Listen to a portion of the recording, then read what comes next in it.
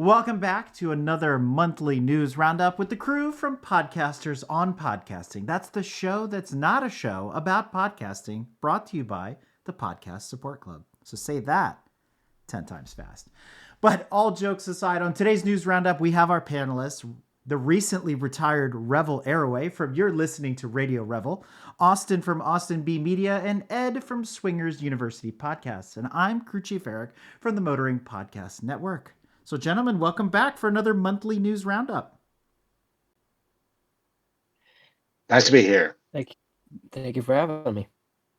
All right. Well, I'm going to start off with maybe a dodoy moment here because we have talked about this in the past, and I am coming on the heels of coming back from the IBM Think conference in Boston, Massachusetts, where all they talked about for nearly a week was AI this and AI that, and the bots are coming to get us all. It's all Skynet. But the news headline reads, more AI-generated podcasts than ever before. What do we think? I had just read that headline. Go ahead, Ed. Go ahead, Austin. I don't... Oh, by the way, Ed, your mic sounds super far away. Yeah, you don't have the super awesome mic turned on this time. But I think that is that was always going to happen, the AI generated podcast, especially when Google, I forget what they call the feature, but they have some kind of, I think it's called audio overview. Okay. Where you can generate a quote-unquote podcast from a Google Doc or whatever have you. Yeah. And I've seen a lot of that type of stuff pop up on TikTok especially. So I wonder, we've debated this before, and I want to put air quotes around the phrase AI generated. What does that exactly mean? Are we talking about AI creating podcasts, somebody sitting behind the keyboard and doing their show stem to stern, there's no humans involved? Or are we going back to that slicing of hairs where we talked about, how do you use AI in your production schedule? Is it part of the creation process? Is it part of post-production? What does, quote, AI generated actually mean? So Ed, you got some thoughts on that? Yeah, I do. I think we're seeing more and more of this in the YouTube space and definitely in the podcast space as well, where people are taking transcripts, whether they were human generated or AI generated transcripts, right? Like there's phase one of production, right? But then having a text to speech or a text to video or text to image and generating content basically from scratch, from thin air, no cameras, no microphones involved, and people are doing it as a production shortcut. But as all of us, I think, will attest to, shortcuts usually lead to slop. And I think a lot of this sounds artificial. It doesn't have the right inflections. I mean, I've done a lot of work with text to speech over the years, being in the computer business. And, it's always sounded a little artificial, not quite human sounding. And I can't imagine listening to a podcast today that sounds like an actual human reading it. Right. But it's getting better. It's like getting crazy, scary better. Was that your best HAL 9000 impression? Is that what you were doing there, Ed? I think that was more like a 1960s Robbie the Robot or something. What's that famous line? I'm sorry, Stephen, I cannot do that right now, or whatever the line is, right, from the movie, from Space Oddity. But to your point, Dave, I can't. That's do that. it. Yeah, Dave, that's it. Yeah. So to your point there, I have noticed on Instagram, being in the motorsports and vehicle side of the world, one of the people that is getting sort of AI'd, if we can use it as a verb, is Jeremy Clarkson. There's these videos that are coming out where they've taken all of his epic voiceovers and sort of chopped up and created a dictionary and are recreating new videos in that dramatic Jeremy Clarkson big, baritone voice that he has, and you can hear the chopped up editing of it, and you're like, it's not quite there yet, but when it does get there, it's going to be hard to believe whether it was really him or not. telling the story or whatever it is. So that's not the direction I think of when I think about AI generated. I think there's other ways we could think about AI generated shows. Revel, you want to weigh in on this one? Well, I don't think listeners are stupid. They can be fooled temporarily, Right. but I think I would suggest, with no scientific backing on this, that 90% of the people who are listening to podcasts or looking at YouTube videos will catch on. Maybe not in the first video they see, but when they click on the description, for example, or read some of the comments or participate in the comments, it will become clear that what they've just consumed has been at some point or another generated by AI. A really quick example: a Chinese guy that I follow who's eating himself to death. He's pleasant. He talks about his life. He's always used an AI voice and AI script writing for his narration because he's Chinese, but he's reaching out to a English-speaking audience. And more recently, he's begun to insert him actually speaking to the camera. Usually it's just images of him walking about China doing Chinese things and explaining it in voice and off with an AI voice, which is actually very good, but there's an intonation here or there or a mispronunciation here or there that's you say, okay. And plus this Chinese guy would not have this accent. As an ESL teacher, I'd know that. When he speaks directly to the camera, you can tell that the narration isn't him. And yet I forgive him that because he's reaching out to an audience that otherwise he wouldn't have. So using AI to translate his thoughts and share his life and all this, that seems perfectly fine to me. And he is making the effort to reach out as himself. But there's like some history video channels that have really interesting historical stories. Life in the Middle Ages, or where did they go to the bathroom in the Middle Ages, or did Marseille, the famous French chateau, did it really stink as bad as everybody says? And the images are all 100% AI. The text is all 100% AI. The voice is 100% AI. And for me, it's a pity, because the information is interesting. But when I see this falsity, I automatically question the veracity or the accuracy of the historical data that they're giving me. I'm Mm-hmm. glad you brought I that think up. Listeners are smart enough to do that. Mm-hmm. Yeah, and I'm glad you brought that up. And here's why. So when I referenced those Jeremy Clarkson bits that I was talking about on Instagram, some of the backlash is not only is it AI, but it's incorrect. Like, it's just factually wrong. And so if you're not in that niche, then it's like, oh, that's really cool. I didn't know that thing. And, we talk about AI hallucinating, and it's still not perfect in any stretch. And it's good that it's not perfect, because when it becomes a point where we can't tell the difference, then we have a problem. We have a bigger problem on our hands. So what the adverse reaction of that is, though, when it is something you are familiar with, or maybe you do know, or maybe you might not be, the historical historian of all the histories of that particular thing, but that's intrinsically wrong. Like, what they said is a blatant lie. That's when it starts to kind of cross the line from good to evil, right? But I like what your gentleman is doing there in China, where he's trying to reach out. He's using AI to assist him. It's like an aid, right? So I like that. So those are positive stories for the use of AI in our industry, for sure.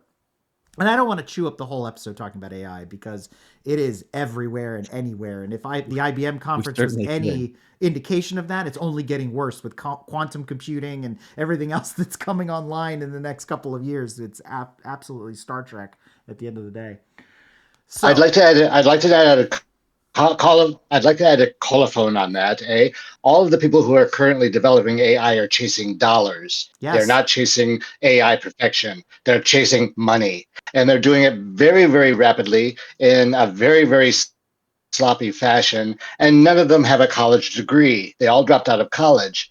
So they're all just these tech bros who are looking to make themselves as rich as possible, as quickly as possible, and they don't care about quality. And that's to our advantage. The whole AI thing will probably just settle down into this useful tool but it won't take over the world because the people who are making it are not capable of taking over the world either. They just want to lie in their pocket. Well, there's two camps, and I agree with that sentiment for sure. And I'm glad you got on your soapbox about this too, because that's the one side. It's the tech bro camps that are starting up the you name it, insert your Super Bowl AI ad here, as we saw in January. That was the case. But the big guns in the room, the IBMs, the Microsofts, and companies like that, they are still profit driven, don't get me wrong, but they are going to strive for perfection because it's their reputation on the line. If they create a crap product, I mean, not that Microsoft hasn't created crap products in the past, let's be real, but I mean, Copilot and Clippy both start with C, but we'll leave that where it is. But the point is, their reputation is on the line, and they are jockeying for position, as who's the leader of the pack. All those smaller companies are going to get absorbed. It's going to be big fish eating the little fish until there's only a handful of them left. And you're going to see that happen in the next couple of years. But then translate that to the entertainment industry where the same thing is happening. And they might have started out trying to give us good quality on Netflix or HBO, but in the end, they're all chasing the dollar and they're all reducing into a few companies that are just producing slop. And people are just paying their subscription for the slop because they're too tired to change the channel. 100%. Off the soapbox. 100%. Well, speaking of, let's No switch. comment. Yeah. Austin's like, I'm out.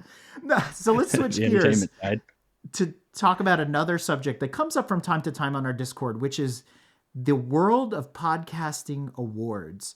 I have yet to wrap my mind around how this works, because we sort of know in the entertainment industry, TV and movies, kind of how it works.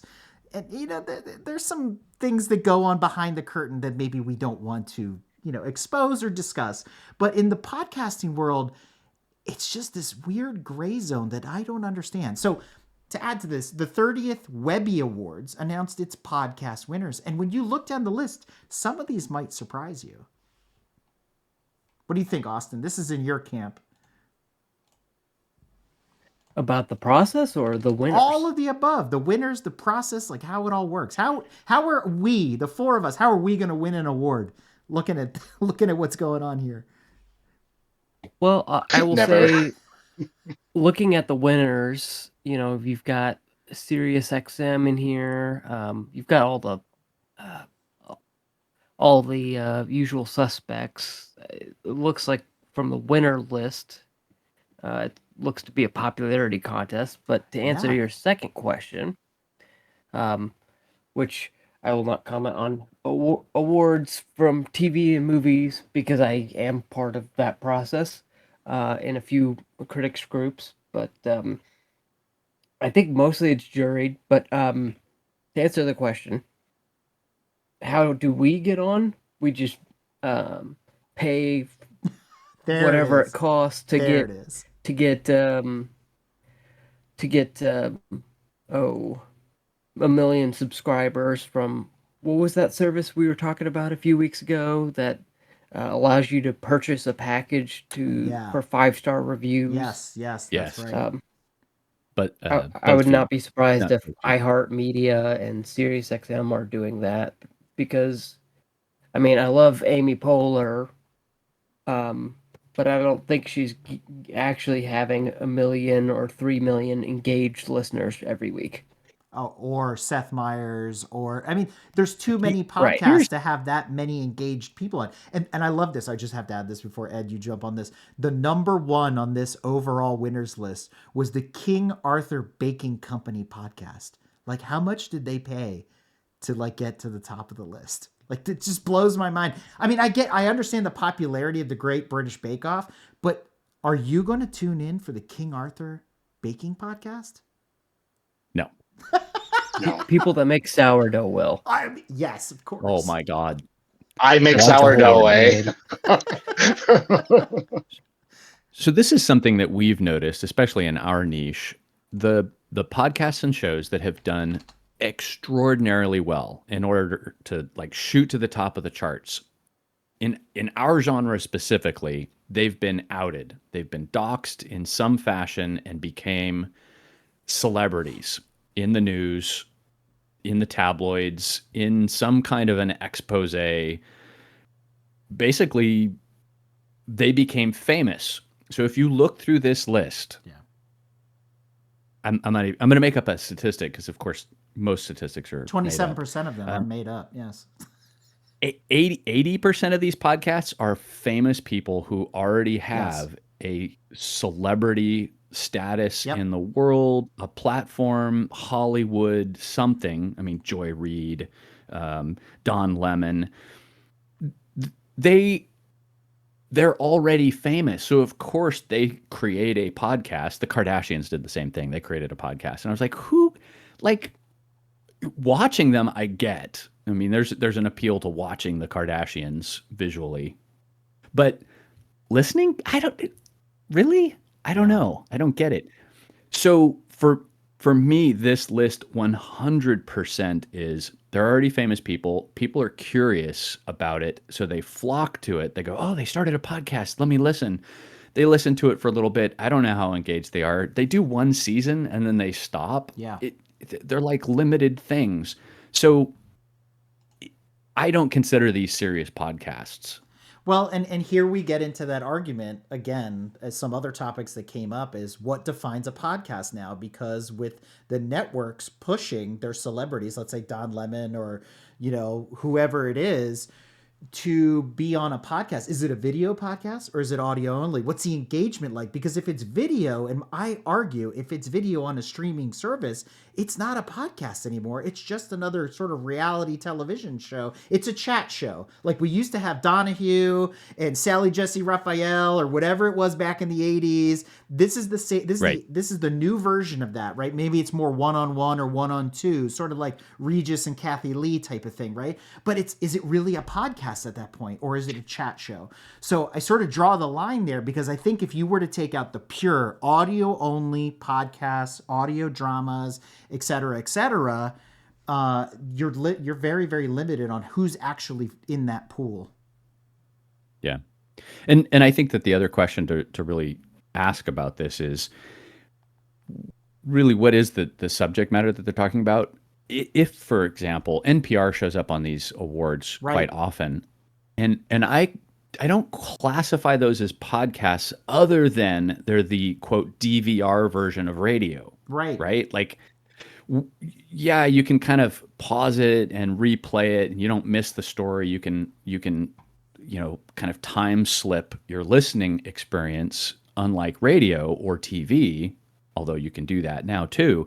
So I guess that's the real question. Is this just a news story? Are these just, some limited edition show that they're just broadcasting over radio, quote radio? So for the top podcast, I think, to talk about engagement, Eric. Yeah.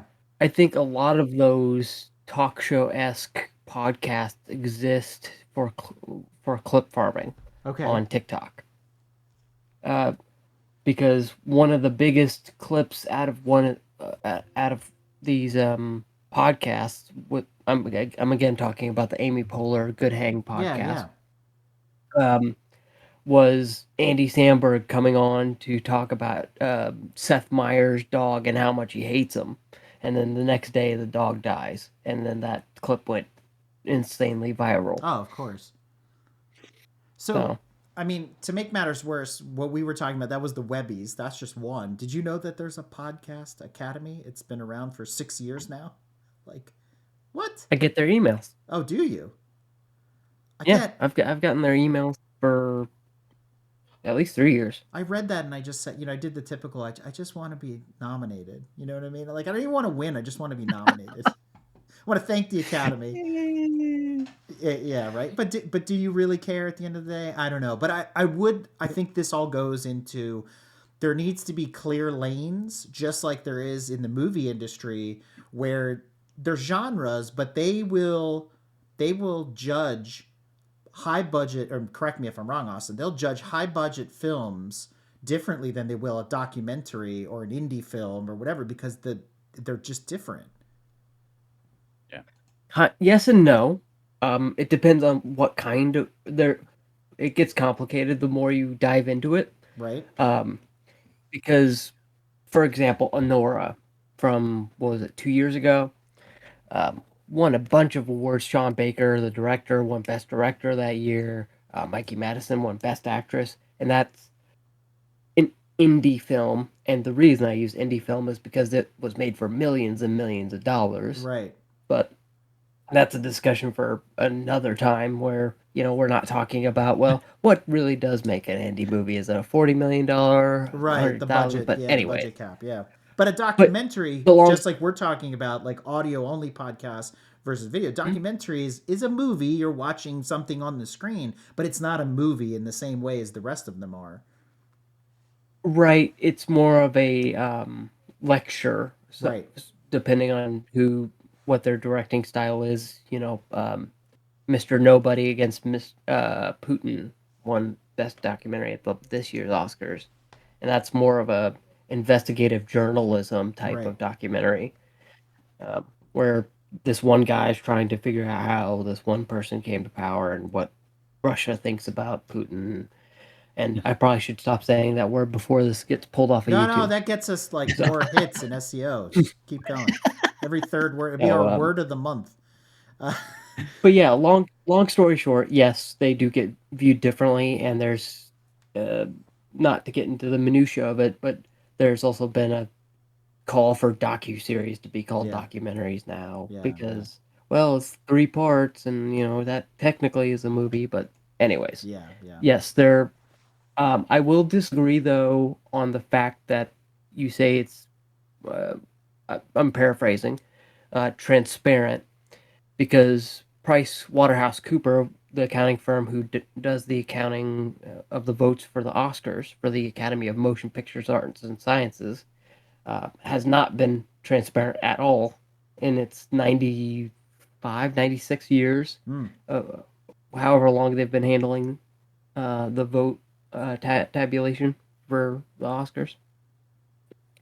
I wish that would actually be, and there's actually calls for that to become a thing, but that's, again, a larger conversation. We digress.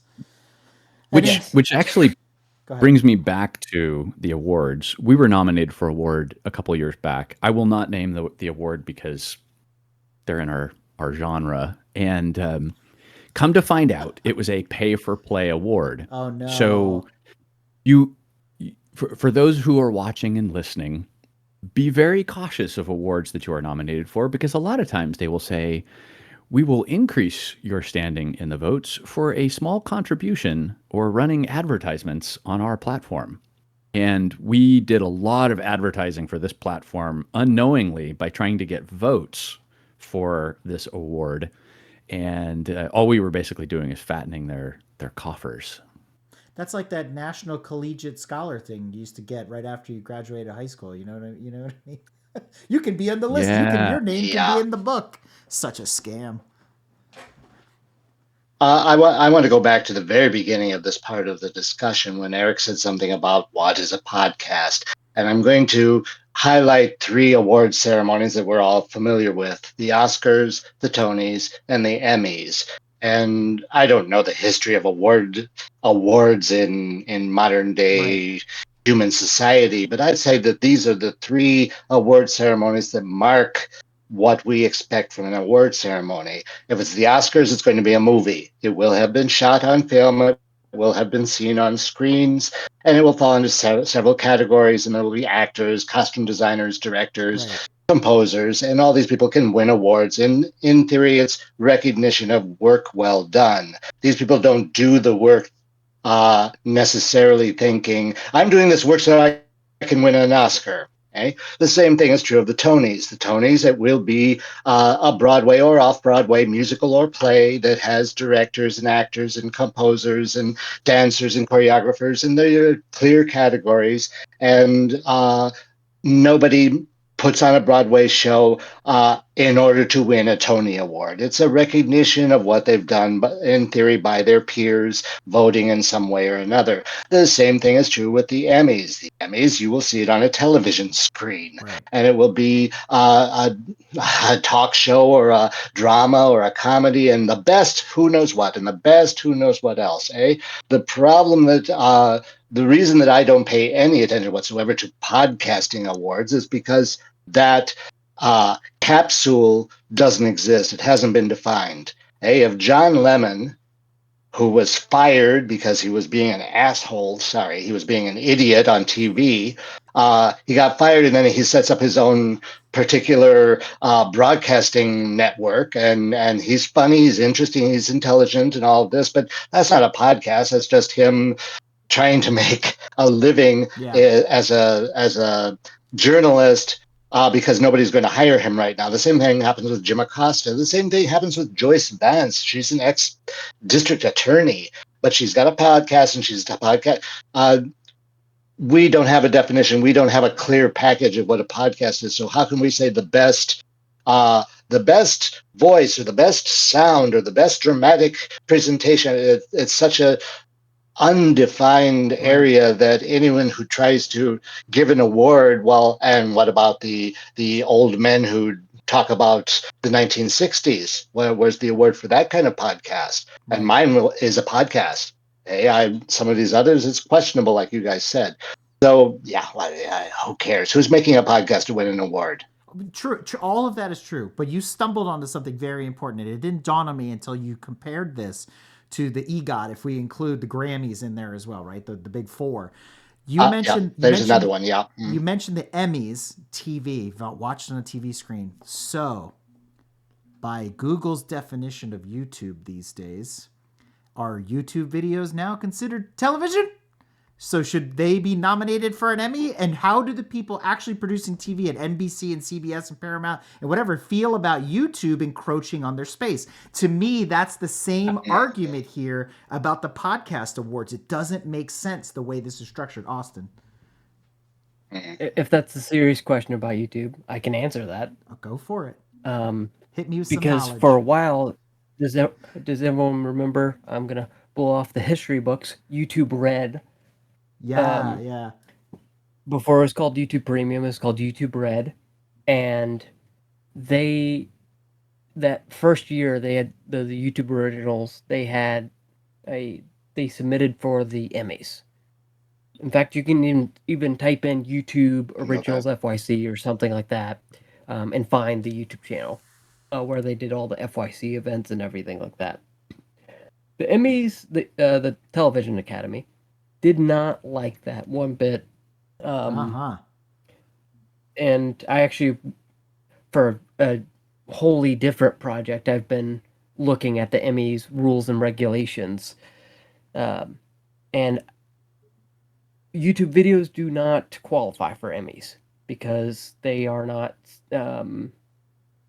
because to classify as a TV series, you have to have 6 episodes or more per season. So if you're doing something like CoffeeZilla, that might be eligible. If he was doing like a long form series on the recent in-structure hack of Canvas. Okay. So let's stop right there, Austin, for 1 second, because what you just said is really interesting, because that means VODs or video podcasts or vlogs or whatever you want to label them as in today's vernacular, by that designation alone makes them television. If that were to go through, they're no longer podcasts, they're considered TV. So this is where I argue we have to split hairs between audio podcasts and video podcasts. And I'm going to throw in, I think that the podcast awards in general are doing a disservice to podcasts from this standpoint. We lump all of them into one massive list. Correct. And I can tell you for a fact that news and murder mysteries and celebrity gossip, they're not the same category. They're not the same genre. They don't give out Oscars to categories, without some reason. Like, they do it because it's hard to compare a documentary to, Harrison Ford as Indiana Jones, right? Like, exactly. It's not the same form of entertainment. Now, they do best picture overall based on a set of criteria that they judge it on, but you do have your individual categories. Most awards don't do that, especially podcast awards. Well, there's as many genres in podcasting as there is in music. let alone Yes. it's insane, right? So for that, to that Yes. end, I would love to know where I stack rank in the automotive space. Like I might have won an award Right. at some point. I didn't know it, but we're not splitting hairs that way. And to your point, Ed, when you looked at that top list of overall winners, where did they fall? It was chat shows, murder mystery, politics. It's always the big four, and everybody else is discounted. And what I thought was interesting is there wasn't really any sports on there, because sports shows are actually quite big too, but they sort of got left off the radar. And I'm sure there's exemptions that they say, oh, well, if it's a sports show, it's not really a podcast. They're just talking about the news, something like that. So I don't know. I don't want to belabor the point, but I think a lot of work needs to be done here for people to feel satisfied that it's not, let's say, biased or rigged or, whatever you want to use to describe it. That. So what's missing in the podcast area? I'm sorry. No, go ahead, Revel. Continue. Go ahead, Austin. I was just going to say that. What I was going to say. It's that all right, Austin, you go. Austin. It's transatlantic timing is the problem here. Go ahead, Austin. Right. So that, and I think, if they transparency would also be great, because, for example, in one of the critics groups, well, actually it's a membership group, but whatever, Film Independent says you have to see every category, see every nominee in every category in order to vote in a category. I would love to see something like that be put forth for the jury requirements, to say, hey, you've got to listen or watch or whatever parlance they come up with at least 3 episodes before you vote on X category. Yeah, and even there, for a podcast, you would want the creator to submit what they feel is their best 3 episodes too, because like all of us have said, please forgive season 1 of my show, because I was, feeling through this by Braille. I mean, it's just, you're trying to make it work with every episode until you find your rhythm and your groove and your editing cycle and everything that goes into it. So, if they started from the beginning, you're on the outs. But if they start with your latest episode, maybe your show is morphed and you're doing so you should be able to submit those 3 and say, complete for your consideration, look at this kind of stuff. But the reason I'm harping on this a little bit is because I think as things change, not just AI and these awards and whatnot, we are getting deeper into these trenches of send your video now, Spotify videos, Apple video podcasts are becoming video driven. So again, where do we draw the line between AM and FM, or however you want to look at it? So switching gears here a little bit, Austin, you brought up in Discord some new Spotify discovery stuff, and right on the end of that, they introduced some new controls for video, specifically video for podcasts. Yeah, so a big feature everyone's been wanting has actually finally come to Spotify. You can turn off the following video features for Spotify. You can turn off music videos, which means it'll play music videos and live performances with audio only, no visuals. Canvas, which is those looping visuals, you can turn those off, and all other videos, which means vertically scrolling videos and videos from creators and authors. So what that means is, if you have a video podcast, but somebody wants to exclusively listen to the audio version, never get served the video version, you now have a toggle in the settings to, as a listener, to just turn it off, carte blanche. And I think it'll be interesting to see the adoption of. But that's true. But let's just say the adoption rate is high, because I think, to me, I find Spotify annoying sometimes when I'm just trying to listen to a song and it's pressing the video in my face. I'm like, I want that to go away. So I would be one to opt into that and say, turn this stuff off and let's kind of just listen to audio for audio's sake. But what they're never going to expose is the amount of people that toggled those things off. Because I think if that metric were to come out, it would be extremely telling. And Ed's nodding his head. Yeah, especially then. Go ahead. the first thing that came up when Apple started talking about introducing video and Spotify started introducing video is that's great, but I'm on a mobile phone in a terrible service area, and you're shoving this very large thing through my pipe. Well, I don't want this. Like, make it go away. Yeah. The bandwidth consumption is huge. Austin, continue. Yeah, I was just gonna say, I especially don't think they'll release those stats because they spent all this money on the Ringer Studios acquisition and upgrading all that equipment. And the Ringer also has a partnership with Netflix, so any Wow. stats that they have for who turns the video feature off will not be publicized, no matter if you investor relations, nowhere. So what you're saying is it will not show up as a stat on Spotify Wrapped at the end of the year. Is that what you're saying? I think it might for Spotify for creators in their Wrap, but like I don't think it's going to be widely publicized. I think that's going to be the best kept secret at Spotify. Go ahead, Ed. Yeah, I agree. I think most of these networks are not really publishing the inner workings. This has been kind of my little pet peeve over the last 6 months, which is the statistics for downloads. There isn't, besides that IAB standard in terms of like how many downloads you have, Right. like that's the only one that's kind of an industry standard. They don't publish the numbers. They don't talk about how many people actually watch. And so basically using social media as an indicator of how successful a podcast is the only metric that people rely on, which is not the same thing. Yeah. So here you go. You've got this publishing studio, this distribution network.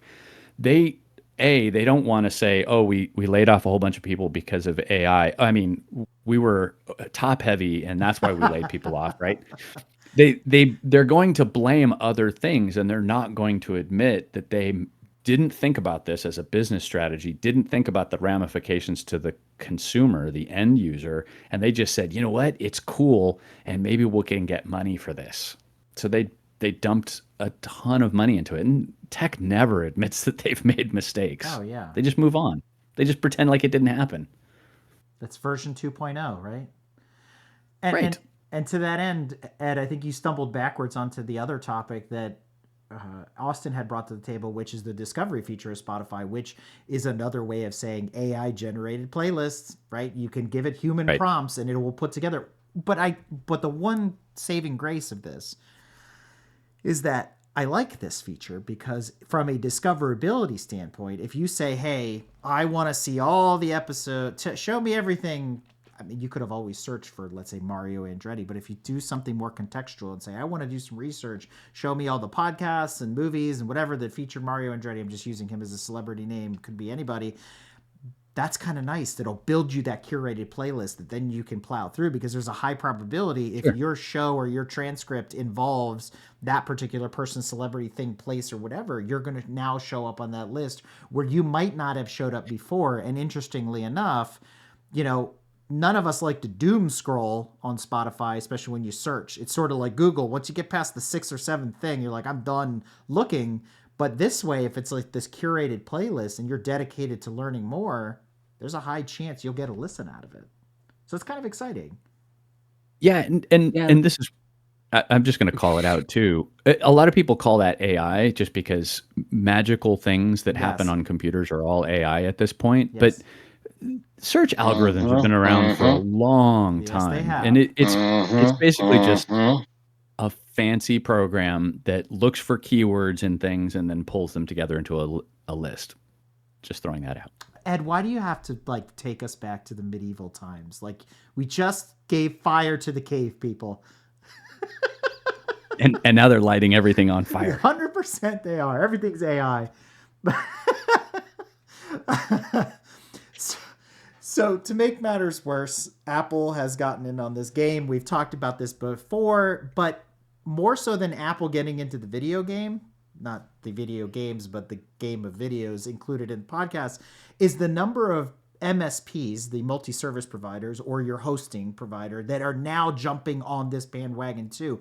And within the last month when we talked about the news, we were talking about how Apple's pushing the video. We're not sure how they're going to do it, blah, blah, blah. And I was waiting for the shoe to fall. Which of the big providers, whether it's Buzzsprout or Podbean or whoever, is going to say, we are now fully integrated and we can push your videos out to Apple? And guess what? Buzzsprout is leading the pack. And followed by Podigy and Captivate and a list of others that goes on and on and on that are now allowing you to basically simulcast your show, both in video and audio, right from your creator portal. So is that good news, or does that just mean more work for everybody? I think that means more work, and it cuts a large section of people out of the whole Apple podcast video experience, or whatever they're calling it.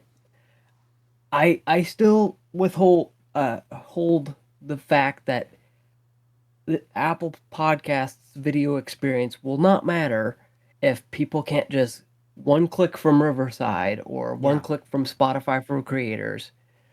It will not matter, because most people are either using Spotify for creators, Riverside, or what's the ad agency Spotify owns now? Transistor. Yes. So here's my question. If they can't, go ahead. Here's my question. We are currently, thanks to AI, I'm just going to blame it in general, in the middle of a RAM and storage shortage. And now we have competing platforms wanting to store basically redundant videos everywhere. So Ed, I'm going to turn this one to you. Where's the upside here? Why would Apple want to suddenly store videos on their servers? Why does Spotify want to store videos? Why can't I just give Spotify a link to my YouTube, which I've already uploaded the video to, which is chewing up massive amounts of storage, or Vimeo, or whatever other platform is out there? Why are they trying to bring it all in-house? Well, I suspect it has something to do with, if you own the media, you own how you can distribute it. And so if you've got the videos on your Apple servers, you can inject your own stuff into it. And you're not competing with somebody else and their pipeline. I'm conflicted because we have Buzzsprout and now I can push video, but I'm doing a double take on that because I push my videos through YouTube, and if I push them through Buzzsprout, there's no reason to watch them on YouTube, which means that I don't get any of the benefits of the discoverability, the monetization, all of that on YouTube. Basically, everybody's going to get my stuff for free, and I don't get anything from it because monetizing a podcast is really freaking hard. Yeah. Austin. So let me address 2 points. What's in it for Apple? I've repeated it twice. I'll repeat it a third time. This is a huge marketing opportunity for Apple, because what does the Apple video podcast video experience use? Their proprietary HLS codec. And that's what they've been using with the Major League Baseball. That's what they're using now with F1. But that's not going to make your video better. It's just the transport protocol at that point. Because if you recorded it on a high 8 camera from the 1990s, it's going to be the quality that it's going to be, regardless of Apple's protocol. This reminds me of the company that was trying to sue everybody for using GIFs because they owned GIF. I remember that. Yeah. Yeah. But that's what I see it as. It's just a marketing and opportunity. Well, what's in it for Spotify then? Much better. What's it? So let's turn it. What's in it for Spotify? Because they don't have a proprietary. What's in it for Spotify? Yeah. Is, I think the only reason they wanted to do video podcasts is so that they could eventually do music videos. Why didn't they? They wanted to figure that out first. I got a different answer. Oh, okay. Okay. This is an arms race between all of the major platforms. There we go. It's been going on for probably forever, but TikTok released short form videos. Yep. Very shortly, YouTube released short form videos. Then Instagram had to do short form videos. Yep. Then TikTok jumped to 10 minutes for quote short form videos. Instagram jumped theirs up to 3 minutes from the 60 seconds that they had. And now YouTube is doing the same thing. So fast forward, YouTube is now doing podcasts. Netflix is doing podcasts. Everybody's, quote, doing podcasts. So, of course, everybody's got to say, well, feature parity. How does Apple now get into the video business? Because everybody else is doing this. We have to do it too.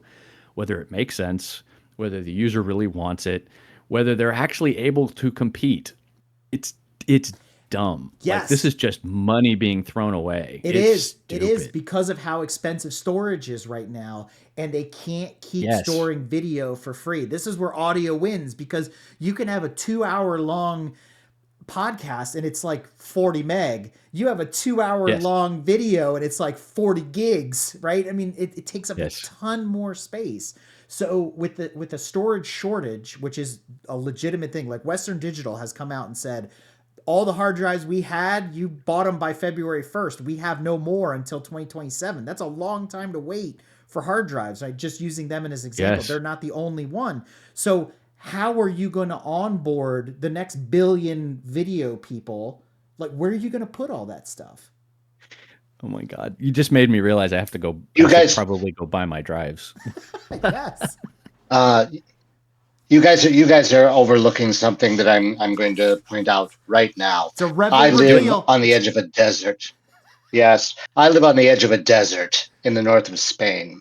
Okay? Right on the edge of a desert.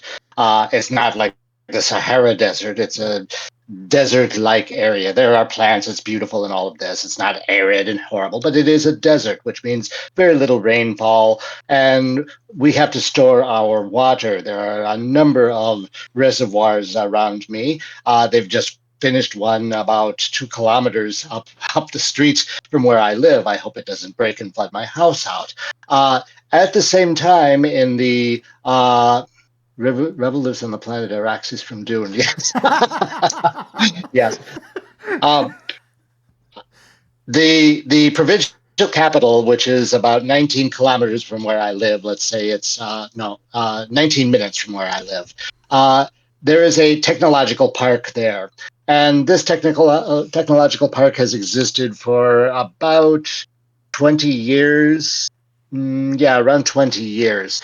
Amazon is putting in a data farm, and the government of Aragon, which is it would be like my state if this were the United States, has just approved the building of, 3 or 4 more data farms. We're talking Elon Musk type data farms, massive buildings that are full of massive machines that get really hot and need water to cool. Now, why are they building them on the desert? Because deserts have access to reservoirs, because we don't have water.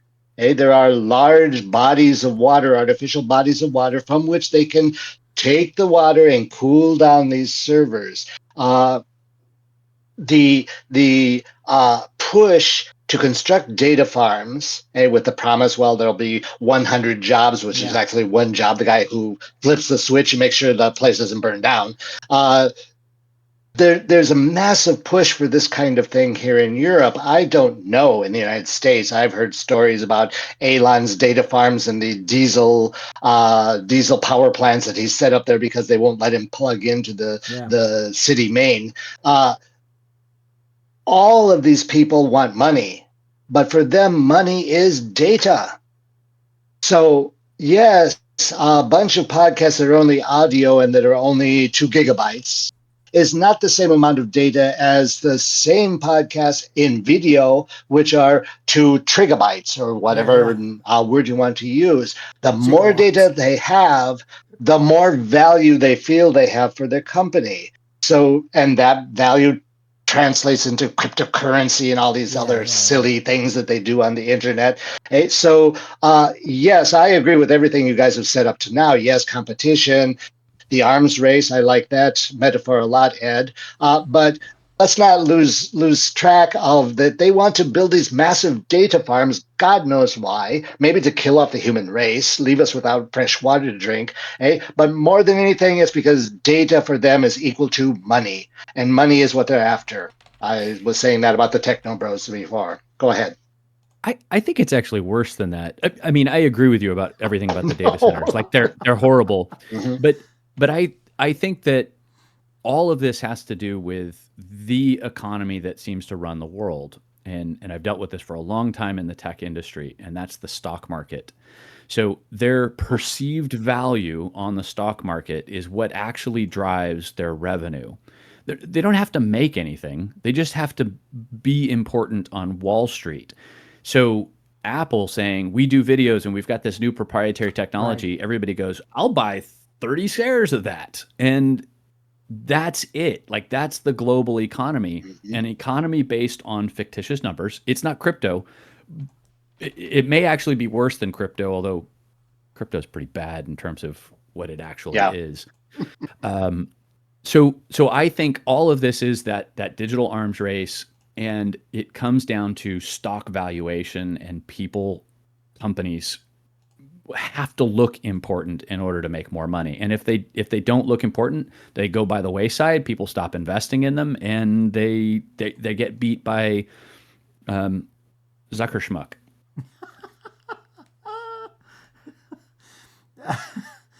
All right. Well, I don't know how we follow up that one, but sucker schmuck.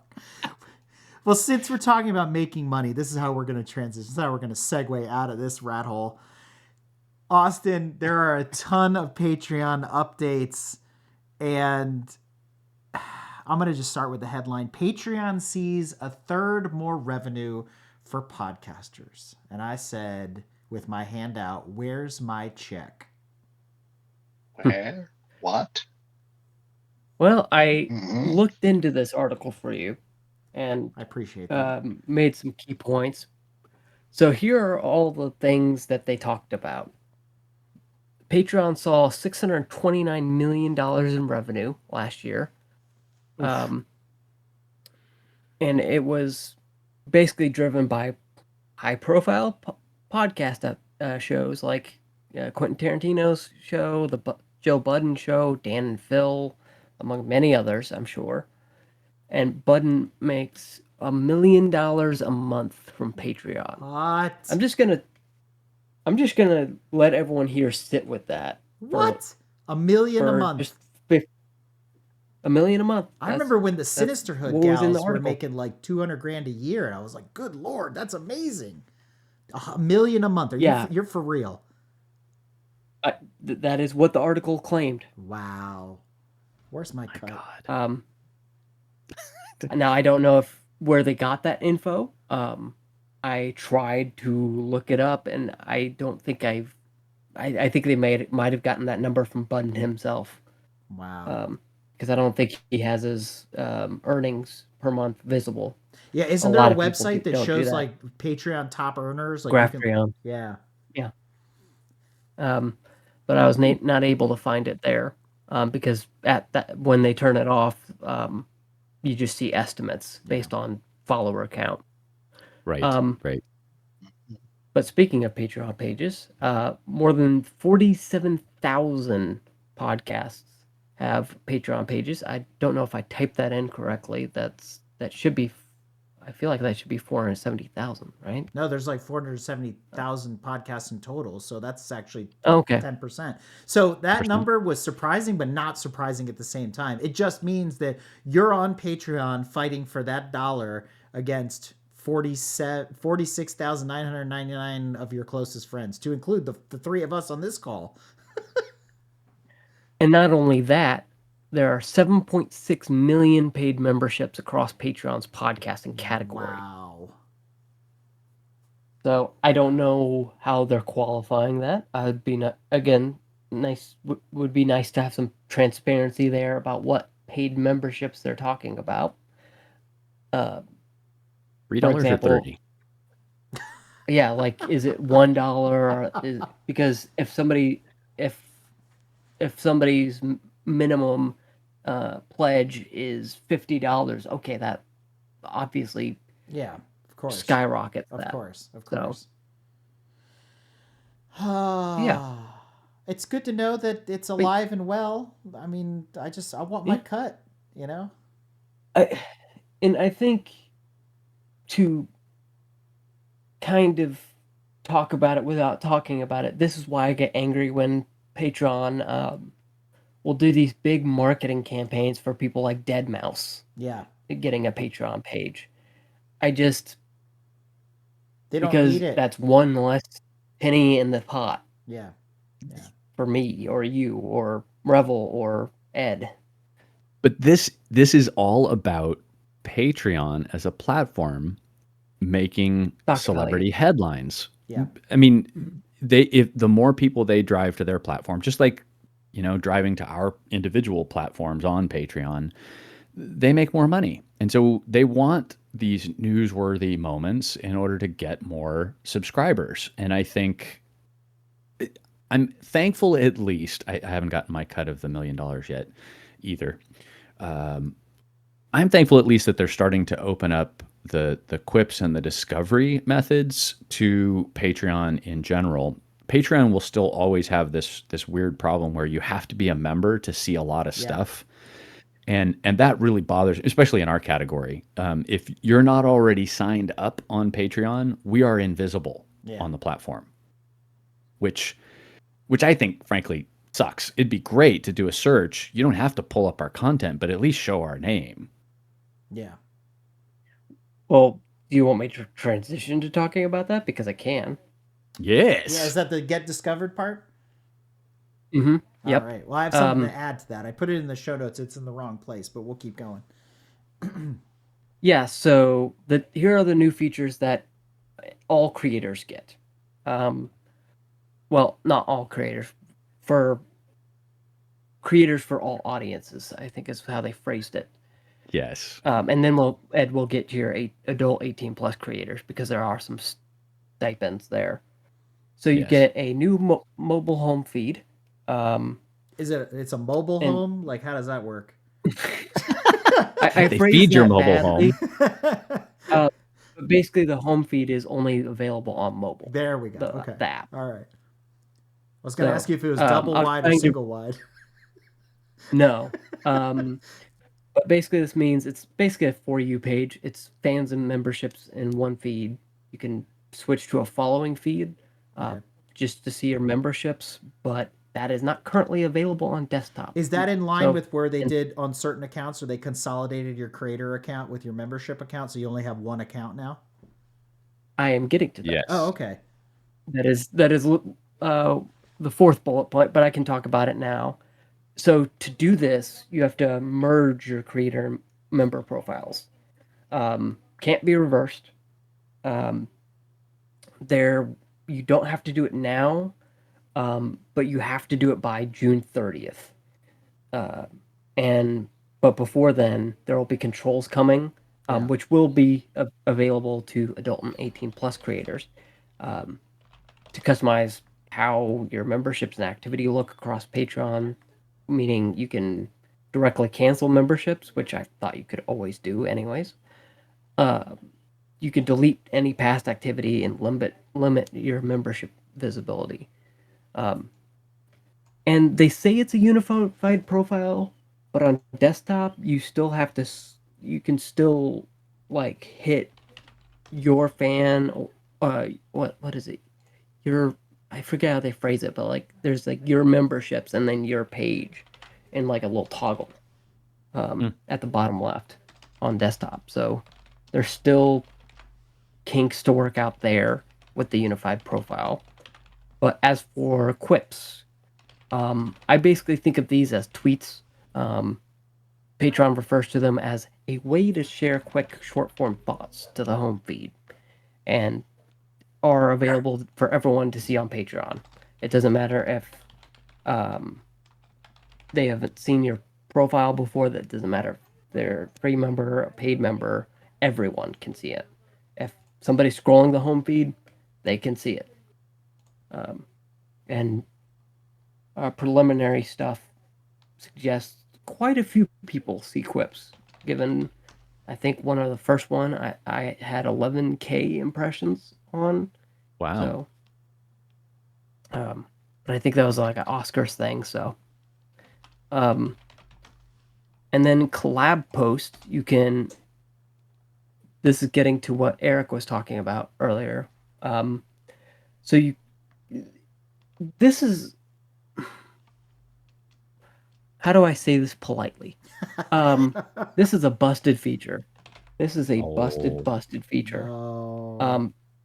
Basically, you can invite creators to collab on a post with you, right?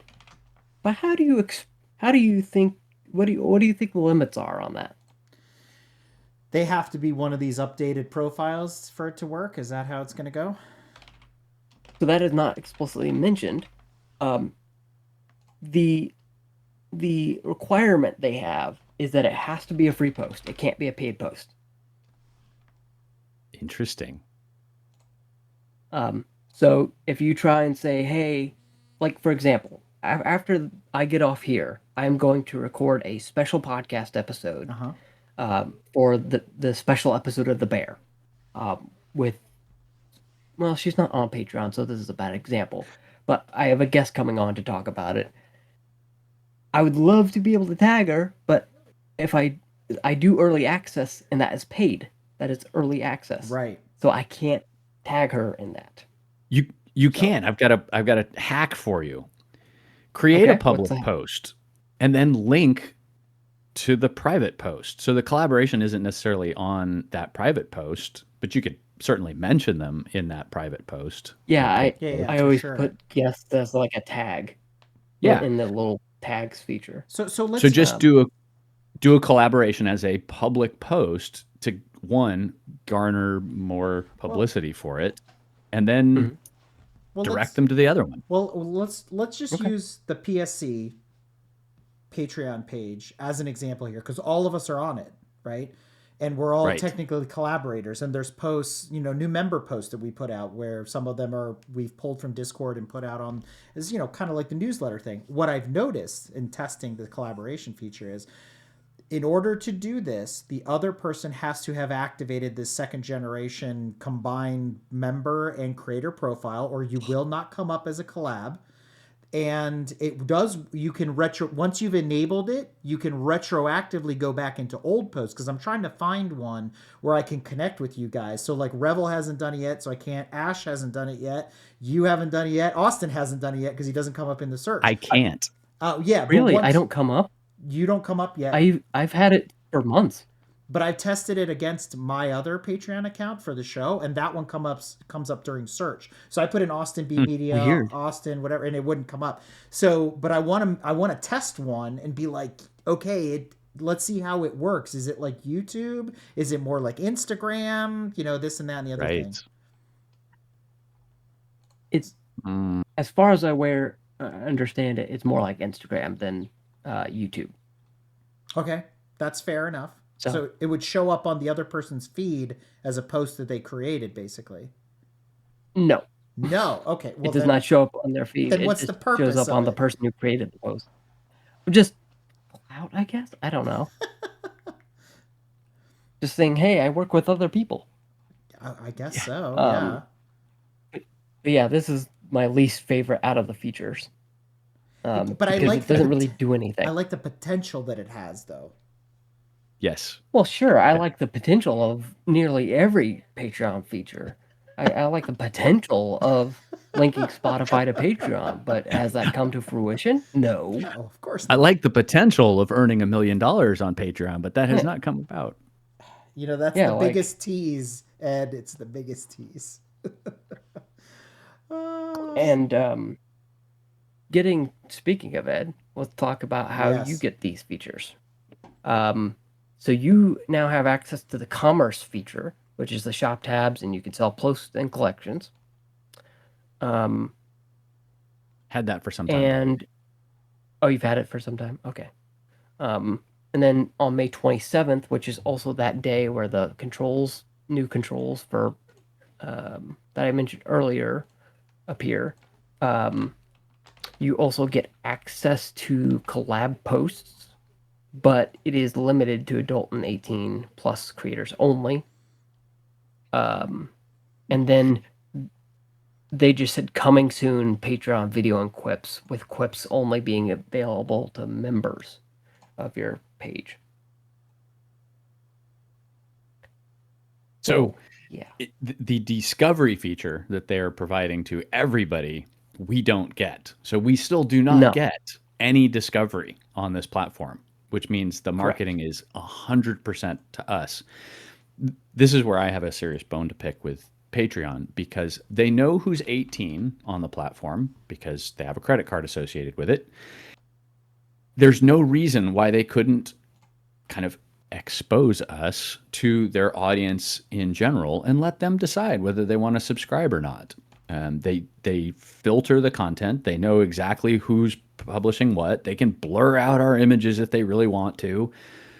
But there's no reason why we shouldn't be able to write a tweet with a publicly facing picture and put rules on it. Like, you can't post things that have to be behind a paywall. You can only post public things, and just make it a thing. Like, it doesn't make any sense why they're drawing this weird line in the sand. And we've had this discussion before on other meetings where there is a debate as to, do you pack up and go to OnlyFans instead, which I hear rumors it's like the same platform underneath. But, hey, whatever. I don't know. it is. But you know what I was thinking, though? When you talk about the profit dispersion, you probably stand a better chance of making money on OnlyFans than you do on Patreon. Like, getting a cut of that pie, because I think not as many big celebrities, and I'm going to use air quotes on that one, on that platform are like the big celebrities. Like, if Joe Rogan came to Patreon, like, just the money opens up, right? But on OnlyFans, I think the independent creator stands, I can't say this without cracking up, stands a better chance of yielding something from that audience. Ed, am I wrong? I will correct you on something. Oh, Eric. okay, please. Celebrities are coming to OnlyFans. Have been. In fact, Jamie Presley, actress Jamie Presley, announced today that she's opening OnlyFans. Yes. So. I'm so far outside the loop. I'm on the other side of Revel's desert, so So this is where OnlyFans versus Patreon becomes an interesting split, and I won't go into it because it really only affects my niche, the 18 and over creators. But there's a stigma associated with OnlyFans and people signing up on it, and it's kind of like going to the dirty place because it's become famous for that. It's an unfair thing. Like, there are lots of creators who are on OnlyFans who even post kind of salacious stuff, but they never show nudity. I mean, they're basically bikini models, and yet the platform has this reputation. So having Jamie Presley come aboard, she'll make $1 million because people will accidentally sign up thinking that she's going to expose herself, which she will not. And that's kind of this stigma that's built around OnlyFans. So we have the same problem in any public-facing thing. We suspect, we don't know for a fact, that people don't subscribe to our YouTube channel because it shows up in your YouTube subscriptions.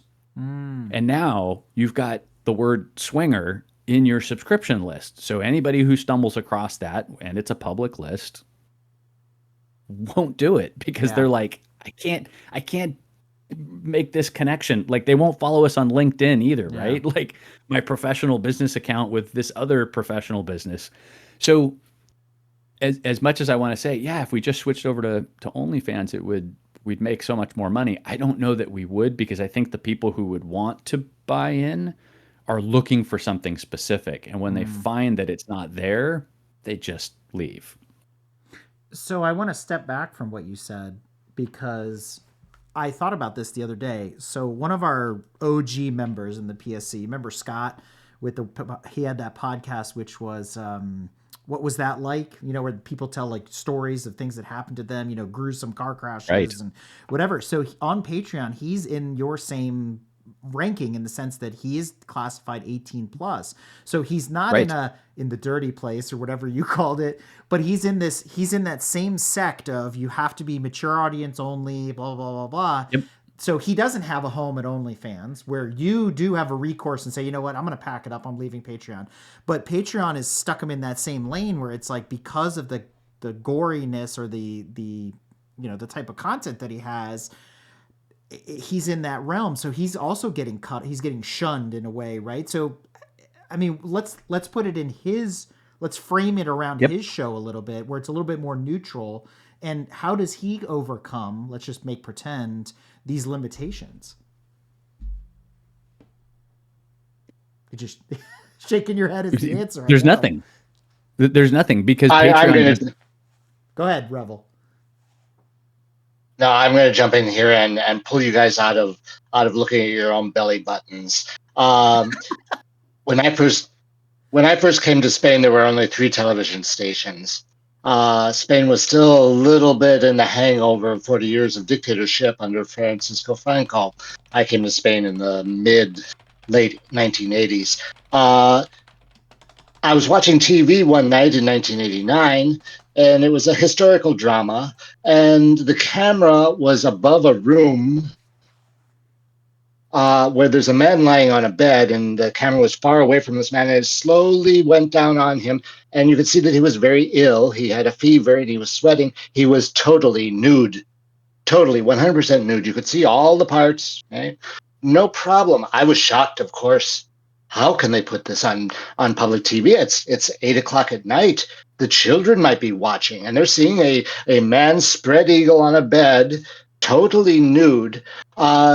During the Franco era, television was rated with diamond symbols. So if a program was a little bit bad, there would be a little diamond, one diamond. It would go bing, bing, and the diamond would show up. And mom and dad would say, maybe you should go to bed, or I think you can watch this. I think there were up to 3 diamonds, and 3 diamonds, there might be nudity. Okay? And this is the end of the Franco period, but Catholics and they were very prudish. You guys, unfortunately, 400 years ago, a group of Puritans decided to take a boat over to America and establish a really, really narrow, closed attitude towards violence, sex, the human body, who knows what. What you guys are describing isn't a problem in Europe. That doesn't mean that we're all out there showing our parts to everybody in the world, but 18 and over, that's kind of an odd concept here. It doesn't mean that it doesn't exist, but that's a personal choice of parents or the clergy or schools or whatever. There's no rating system on the movies in Spain. A movie will come to Spain, and I mean that's just American. And you guys, there's no remedy. There's no remedy. You're stuck with it. Live with it. Face up to it. To back up what Revel's saying, I mean, when I would go overseas, there is no shortage of like hair product commercials that involve a naked woman showering in the desert. And you're like, what does this have to do with shampoo? Like, I don't get it. Right. But it's on broadcast television in the middle of a soccer game or whatever. Right. You're like, what is this? But yeah. But you did want to shower after you saw that commercial, though, right? You know, hey. Not dead. So I guess my issue, Revel, isn't that we live in a Puritan society. We know there's actually this whole thing going on right now in the background that I'll talk about at some other point. But my issue is that we have technology to solve this. There are very simple ways to just route people where they want to go and only show the things that they need to. If anything, it's better than television. It's easier on a platform like Patreon because television broadcasts to anything that's got an antenna. So Patreon, you can go, your account doesn't have access because you're a minor. Therefore, you don't see any of this stuff. Yeah. Solved. Super, super simple. You're an adult. Be an adult. Choose to subscribe or choose not to subscribe, but move on. Like, get over it. I mean, that's fair. That's fair. Well, like every monthly news roundup, we have gone around the world and then some. Any outstanding things that you guys want to bring up before we bring this thing home? I will just say, on Patreon, I do think I maintain my position that if Patreon keeps introducing bloat features like Yeah. these, like quips is nice, right? Collab posts are nice. When they work. But the more features they introduce, the more cost it takes to run the service. I maintain my assertion that Patreon does not survive the 2020s. Interesting. What What do you foresee eclipsing it? Something else, because I know that's super vague, but everyone was using Instagram till TikTok came around and showed them, hey, there's a better way to connect with your audience, and TikTok will only exist for as long as people will put up with the content moderation that's been going on post acquisition, post U.S. acquisition of that company. Puritans. And It all goes back to Patreon will only exist for as long as people are putting up with the features they have to learn every single month. I mean, but I think the creator pool is so much smaller than the audience pool. The audience doesn't have to deal with all the little things that, bother us when we're doing this sort of thing. They just sort of absorb the content, right? And that's the discrepancy there. Well, but now they're asking Patreon, whether they admit or not, they're asking fans to doom scroll its new home feed. Yeah, because that's what people like to do now. I mean, I don't personally get it, but that's what people like to do. Well, I mean, to hear Jack tell it, quips aren't replacing social media. That's not, the new home feed isn't social media when that's exactly what it is. Of course, it's 100% that. Blue Sky isn't just Twitter with a new name. Nope. It doesn't involve a bunch of people that were from Twitter. No, not at all. So, guys, the key word here is engagement. Yes. Patreon wants people to engage, and not only users, they want the creator to engage. The more features that they put out, the more time creators spend trying to do the features. And the more features that are out, then possibly users will engage. That's right. But I think all of this, the features, is a creator trap. Spend more time on Patreon trying to program this feature that we've given you that is broken and will do absolutely nothing. But you've spent the time on Patreon, and that for them is data, and data is money. Yeah. And I think that's the real reason why they created that Patreon for Creators page, is to get more engagement on patreon.com instead of posting it to news.patreon.com or patreon.com/blog or whatever the old website was. Exactly. Well, let's do this in closing. For those watching at home in Memorex, this, we do these monthly news roundups once a month, looking back over the previous month of what's going on in our industry. And our next meeting will be a general PSC Podcast Support Club meeting. So we invite everybody to come join us, talk to our group leaders. Our Discord is open 24/7 because we have people all over the world on our Discord. But I want to give you guys the opportunity to give a shout out, promotion, thank you, anything about your particular show so folks can get more acquainted with you as we're wrapping up this episode. So Austin, tell the folks at home about your show, where they can find out more about you. Well, I'm finally actually producing a podcast episode today. Actually, right after, in 10 minutes, I have to jump off to record a special episode of the podcast with somebody I talked about The Bear Season 4 with. She's a 7-time guest, but the Austin B Media Podcast. I'm going to be recording a special episode for the prequel episode of The Bear. Gary is the name of the episode. So I'm going to be discussing that with 7-time guest Elise Chaffins. Love having her on. But that's pretty much it. That's what I got going on. And, well, soon school. But more on that soon. All right, Revel, the recently retired, your show is still out there on the air for people to enjoy. How do they get to know you better? How do they get access to your show? It can be found on Spotify. You can look for me on YouTube. The catalog will stay there. When the weather gets chillier and there's not garden work to do, I will be promoting my evergreen episodes. I mean, it's a catalog of things that you can listen to. They're not going to disappear. And I do have a bigger project that is YouTube in here. Quick look. I'm always drawing on it, which is kind of podcast, but it's not a podcast at all. I'm not even going to call it a podcast, but that's for far in the future. But yeah, it's out there. Just look for you're listening to Radio Revel, and you'll find all those series and evergreen episodes that I've made over the last 6 years. There you go. Ed, how about you? Yeah. Phoebe, my co-host, and I are all over the podcast platform. So Spotify or your Apple Podcasts app. And you can find links to all of that stuff on swingerlinks.com. We have a website, SwingerUniversity.com. We're on YouTube. So if you want to watch us and not just listen to us, check out our show there. And we're, of course, on Patreon, as we've all been griping about. Not making our millions of dollars. But yeah, we have Patreon content where we do bonus episodes and stuff you can't get on other places. Hint, hint. So check us out.